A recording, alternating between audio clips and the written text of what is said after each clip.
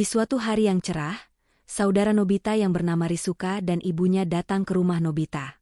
Nobita yang melihatnya pun panik. Karena Risuka adalah anak kecil yang sangat berisik saat menangis. Nobita pun memiliki ide untuk pergi dari rumah, karena takut dimarahi ibunya. Akhirnya, Doraemon pun mau tidak mau harus mengurus Risuka sendirian. Saat itu, Risuka datang ke kamar Nobita. Risuka menanyakan keberadaan Nobita. Doraemon pun mengatakan, jika Nobita tengah pergi. Doraemon kemudian mengajak Risuka untuk main bersama. Di sini, Risuka meminta Doraemon untuk membacakan dongeng Putri Duyung. Kemudian, Doraemon membacakan dongeng tersebut. Di mana dahulu kala, terdapat seorang Putri Duyung yang tengah berenang di lautan. Saat itu, Putri Duyung melihat pangeran yang sedang berada di kapal. Putri Duyung pun tertarik karena melihat ketampanan pangeran. Namun tiba-tiba, terjadi gelombang besar dan terjadi badai lautan. Putri Duyung kemudian menyelamatkan pangeran yang tenggelam. Setelah itu, Putri Duyung mendatangi nenek sihir untuk meminta ramuan supaya ia bisa memiliki kaki dan bertemu dengan pangeran. Nenek sihir pun bersedia memberi ramuan tersebut dengan ganti sirip milik Putri Duyung.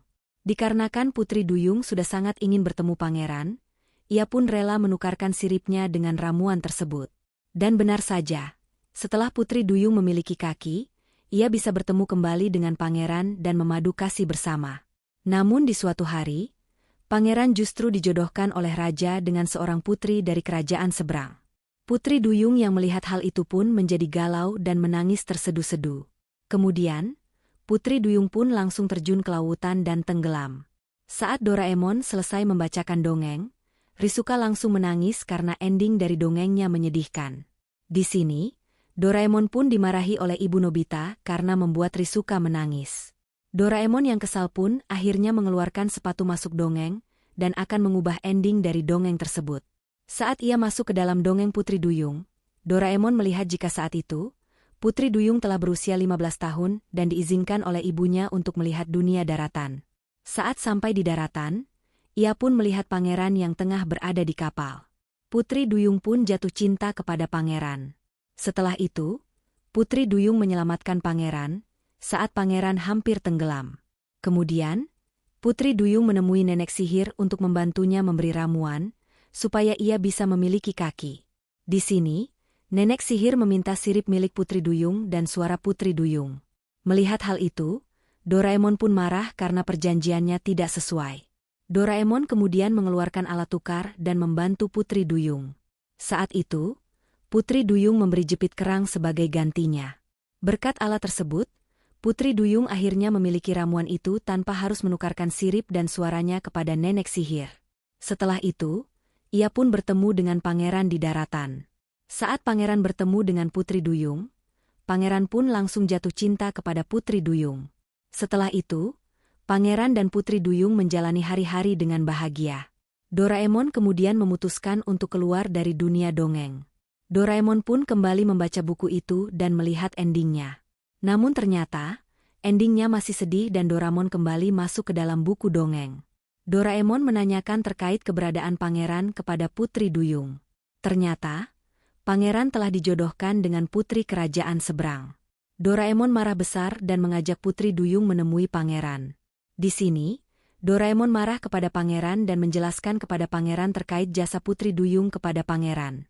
Doraemon juga meminta pangeran untuk menikahi Putri Duyung. Namun, putri kerajaan seberang tidak terima, dan kembali menjelaskan, jika saat pangeran hampir tenggelam, ialah yang menyelamatkan pangeran dan merawat pangeran. Doraemon pun kesal dan hendak membantu Putri Duyung menggunakan alatnya. Namun, Putri Duyung justru pergi meninggalkan istana dan menerima jika pangeran menikah dengan yang lain. Saat di tepi pantai, Putri Duyung pun mengatakan, jika saat ini ia sudah rela karena saat ini, ia tengah mencintai orang lain. Doraemon pun merasa senang dengan hal itu. Namun siapa sangka, orang yang dimaksud adalah Doraemon. Putri Duyung jatuh cinta kepada Doraemon, karena Doraemon selalu membantunya. Putri Duyung pun meminta Doraemon untuk menikah dengannya. Mendengar hal itu, Doraemon menjadi panik dan kembali ke dunia nyata. Di sini, Doraemon kembali mengubah alur ceritanya, supaya pangeran jatuh cinta kepada Putri Duyung dan menikah dengan Putri Duyung. Alhasil, cara yang digunakan Doraemon pun berhasil. Hingga akhirnya, Putri Duyung dan pangeran pun hidup bahagia. Doraemon kemudian kembali ke dunia nyata. Saat itu, Nobita telah pulang ke rumah dan Rizuka meminta Nobita untuk membacakan dongeng Putri Duyung. Saat Nobita membacakan dongeng, Nobita terheran-heran karena alur ceritanya berubah. Dan saat Nobita selesai membacakan ceritanya, Rizuka justru menangis karena alur ceritanya tidak seperti yang dahulu.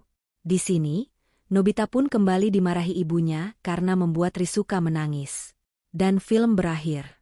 Terima kasih yang sudah menonton. Jangan lupa bantu Mimin dengan klik like, subscribe dan nyalakan loncengnya, supaya tidak ketinggalan video lainnya. Kiran mengatakan, jika Kiran merasa patah hati dengan Tuhannya sendiri. Setelah itu, ia mengajak Hudan untuk naik gunung bersama. Tak lama setelah itu, ia mendapat pesan dari Pak Tomo. Pak Tomo mengatakan, jika ia mendapatkan seseorang yang sesuai dengan keinginan Kiran. Orang itu bernama Pak Alim, di mana Pak Alim adalah seorang pejabat daerah yang terkenal alim, baik, disegani, serta sayang keluarga.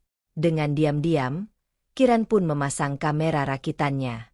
Ternyata, Pak Alim mengetahui rencana Kiran dan menamparnya. Dan saat terbangun, Kiran tengah berada di dalam bus untuk berangkat muncak. Saat di puncak, Kiran menantang Tuhannya dan mengatakan, "Ya Allah, ini adalah tubuh yang dahulu kuabdikan kepadamu. Dan saat ini akan kuminta kembali." Di sini, Hudan ketakutan dan mencoba menghentikan Kiran. Namun Kiran justru memarahi Hudan dan meminta Hudan menjadi saksinya. Kiran pun berkata, "Tubuhku akan kubalur dengan dosa. Dosa-dosa dari umatmu yang menjijikan itu ya Allah." Untungnya, Hudan berhasil menarik Kiran sebelum Kiran tersambar petir. Singkat cerita, Kiran tengah memindah data dari rekamannya. Namun saat itu, ia didatangi oleh Pak Tomo. Di sini Pak Tomo juga telah mengetahui rencana Kiran dan mencoba menghentikan Kiran. Namun hal itu sia-sia, karena Kiran berhasil memukul Pak Tomo. Kiran kemudian menemui Ami dan menceritakan semuanya. Ia merencanakan untuk membongkar aib orang-orang yang telah berlagak sok alim. Kiran kemudian pamit kepada Ami.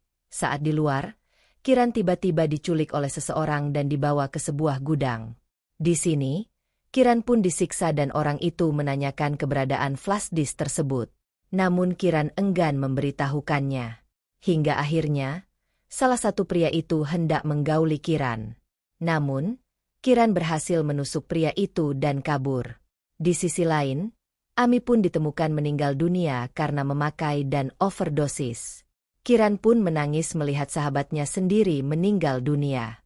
Selain itu, Kiran juga mendapat kabar jika ayahnya meninggal dunia. Hal ini membuat Kiran semakin sedih dan semakin menyalahkan Allah. Singkat cerita, Kiran pun kini bekerja di sebuah warmindo kecil. Saat itu, Kiran melihat ada bus mahasiswa yang berhenti di dekat warung tersebut. Kemudian ia melihat Pak Tomo turun dari bus. Robot tersebut membantu anak laki-laki yang ceroboh. Dan di kantong robot tersebut terdapat alat-alat dari masa depan. Dan Fujiko memberi nama karakter tersebut dengan nama Doraemon. Dan film pun selesai.